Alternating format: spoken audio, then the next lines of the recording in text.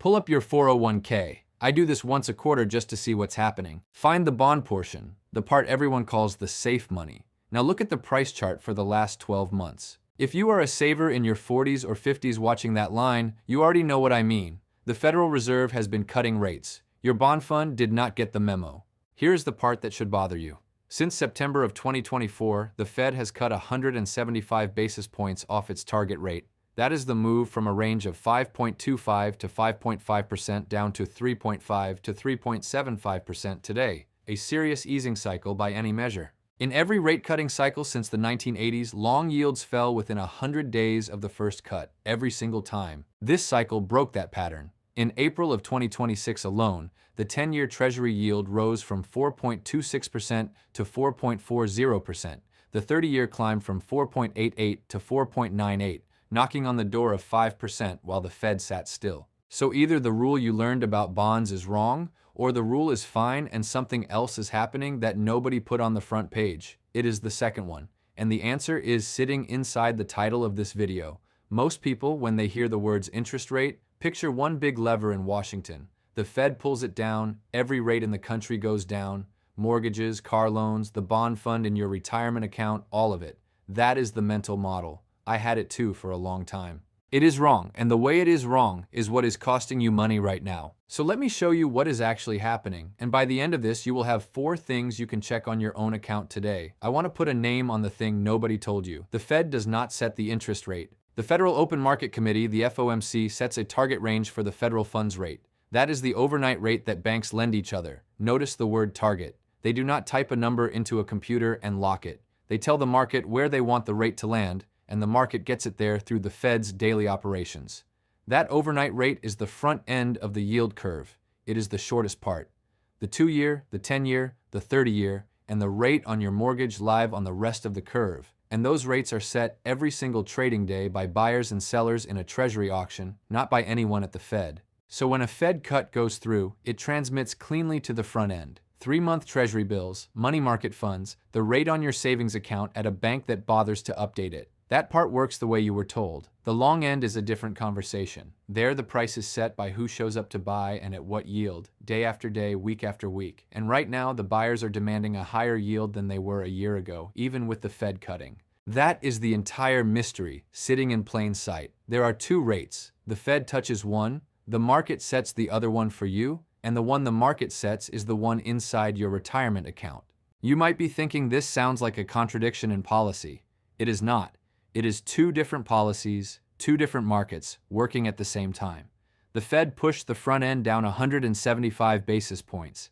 The market pushed the long end up. Both can be true at once, and both are. Ask yourself this. If the bond fund in your 401k holds a basket of 10-year and 30-year treasuries, which rate do you think drives its price? Not the overnight rate, the long rate, the rate the Fed is not in charge of. You can see the same thing in the housing market right now, by the way. The historical spread between the 10-year Treasury yield and the 30-year mortgage rate runs about 1.7 to 1.88 percentage points. Today it is sitting around 2.9. Mortgage rates are not coming down the way Fed cuts said they should, and the reason is the same. The mortgage tracks the 10-year, and the 10-year is doing its own thing. Now, if you accept that the long end has a mind of its own, the next question is the obvious one. What is moving it? And here I want to be careful, because most coverage of this topic lists 4 or 5 forces and treats them as equally important. They are not. I will rank them by size, biggest first, and tell you when to take the smaller ones with a grain of salt. Force number 1 is the Fed's balance sheet. Stay with me because this is the one almost no one explains in plain English. During the last decade and a half, the Fed bought trillions of dollars of long-dated treasuries and mortgage bonds. In one program announced in March of 2009 alone, the Fed bought up to $1.25 trillion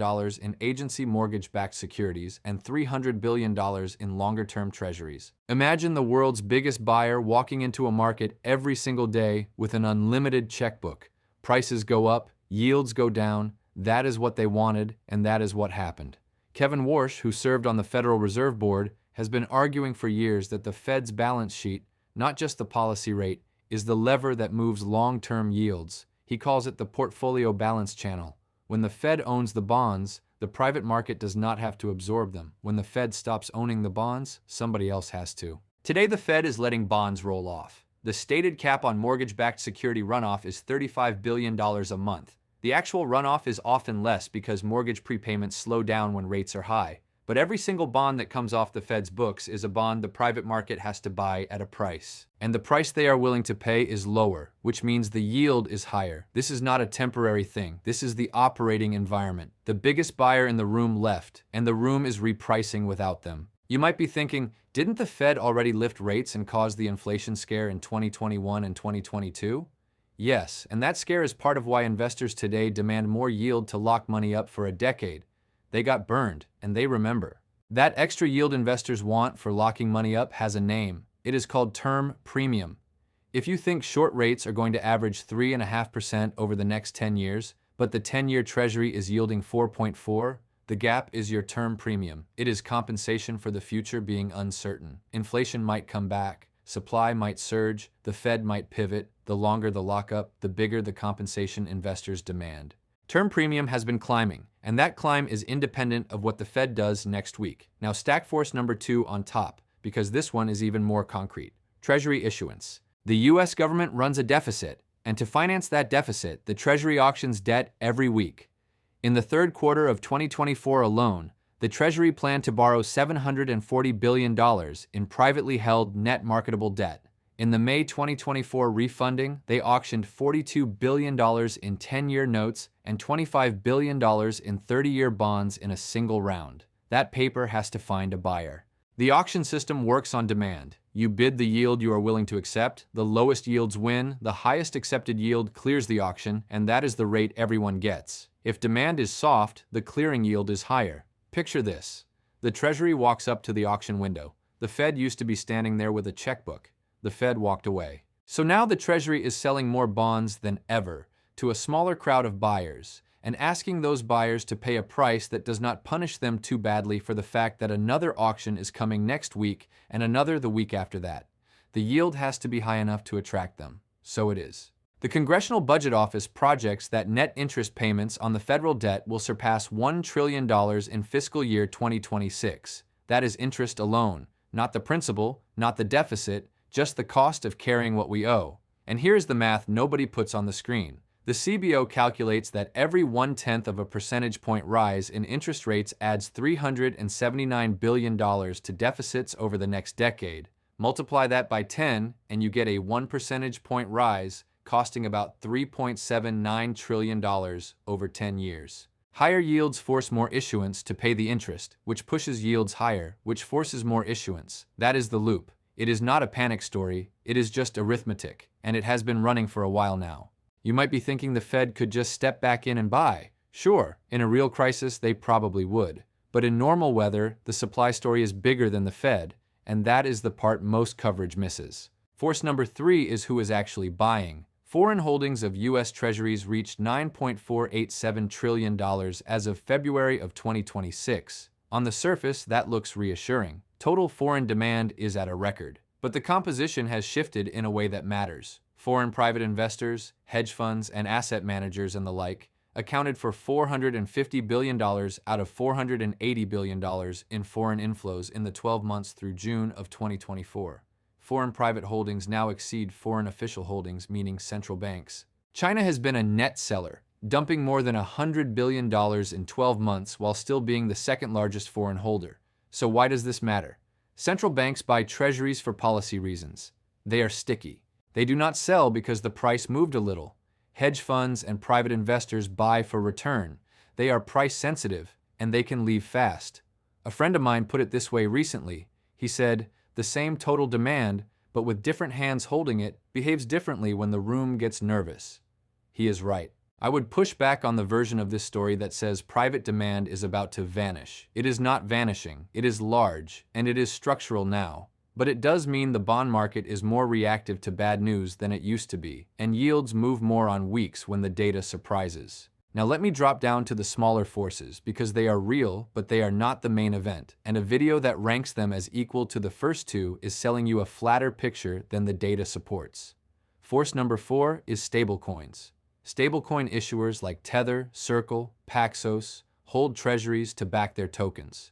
Tether held $113 billion in U.S. Treasuries with $33.1 billion in net buys in 2024, and U.S. dollar stablecoin issuers as a group are estimated to have made $36 billion in net T-bill purchases by the end of that year. That is a lot of money. It is also concentrated at the very front end of the curve, in T-bills, where the Fed already drives the price. Stablecoins are not buying 30-year paper. They are not relieving pressure on the long end. They support the short end, the part the Fed already controls, so they do not change the calculus on your bond fund's long-duration holdings. Honest ranking matters here. Force 5 is bank capital rules. The Basel III endgame proposal got revised in March of 2026. The original proposal would have raised capital requirements for the biggest banks substantially. The revised proposal estimates an aggregate increase in Common Equity Tier 1 capital of 9% for global systemically important banks and 3 to 4% for other large banks from unrealized gains and losses on securities. That is meaningfully smaller than the headline numbers from a couple of years ago.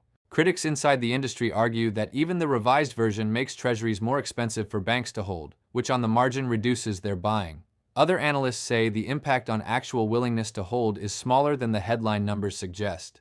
The truth is in the middle, and the truth is also smaller than forces 1 and 2, so I rank it last. Now stack it together. Front-end rates fell because the Fed cut. Long-end rates rose because the Fed left the buyer pool, the Treasury kept issuing, the term premium is back, the foreign buyer mix shifted toward yield-sensitive hands, and a couple of smaller forces nudged in the same direction. Both things happen at once. Your 401k feels both. The cash equivalent sleeve benefits from the cuts. The bond sleeve feels the long end. If your fund is heavy on duration, you feel more of the second than the first. So what do you actually do about this? I am giving you 3 things to check on your own account today, and one of them is genuinely good news. The first thing is duration. Pull up your bond fund's prospectus or its page on your broker's website. Look for the word duration. The Bloomberg U.S. Aggregate Float Adjusted Index, the benchmark behind most total bond market funds, had an average duration of 6 years as of the end of 2024. That number tells you something specific. If long yields rise by 1 percentage point, the price of a 6-year duration fund falls roughly 6%. If you are in something like the iShares 20-plus-year Treasury Bond ETF, ticker TLT, its effective duration was 15.33 years, as of March 31, 2026. A 1-point yield rise on that fund is about a 15% price hit. You did not necessarily choose this exposure on purpose. A target date fund might have chosen it for you, so check. Second thing, look at your target date fund's glide path. These funds are designed around a simple idea. As you get closer to retirement, you shift out of stocks and into bonds for stability. That works beautifully when bonds rally as stocks fall. The whole construction was built during a 40-year bull market in bonds, from the early 1980s through 2020. You might be thinking, okay, but the strategy still works long-term, right? The mechanics aren't broken. You are mostly right. Bonds still pay coupons. The diversification idea is still sound. What changed is that the cushion is being tested in real time. If you are in your 40s or 50s and a target date fund has been quietly loading you up with long-duration treasuries on the assumption that they will save you in a downturn, that assumption is being stress-tested by the very forces I just walked through. The strategy is not broken. The assumptions inside it deserve a second look. The edge case worth flagging, this is not advice for someone who is already retired or within a year or two of it. For somebody actively drawing income, the conversation is different and the duration risk hits harder. Do not just sit there assuming the default chose well for you. Third thing, and this is the part you do not hear enough. If you are still contributing to your 401k every 2 weeks, higher yields are good news for you. Before 2022, the 10-year Treasury yielded less than 1%. Today, it is around 4.4. That means every dollar going into a bond fund this month is buying a bond with a higher coupon than the same dollar bought you 2 years ago. The pain you feel on existing holdings is real. The contribution you make today is buying better income for the next decade. That math matters more for accumulators than for retirees, and it is the single piece of this story that deserves a smile. The same forces that hurt the price of what you already own are improving the yield of what you buy next. So here's the new mental model, and this is the part to keep. The old playbook said, watch the Fed, your bond fund will follow. Throw it out. The new playbook says, watch the Fed for the front end, watch the balance sheet runoff and Treasury issuance for the long end, and stop assuming they move together. They do not. The yield curve right now is telling you exactly where on the curve you might want to be sitting if you have the choice. Some critics will say the curve is just noise, that you cannot use its shape to position a portfolio. I take their point. But you can absolutely use it to know which forces are hitting which part of your account, and that knowledge is the difference between confused and informed. If you are a saver in your 40s or 50s, that is the upgrade. You stop being the person who reads a Fed headline and feels confused when your account moves the wrong way. You become the person who knows which lever pulled and why. Look, I am one person making videos on the internet.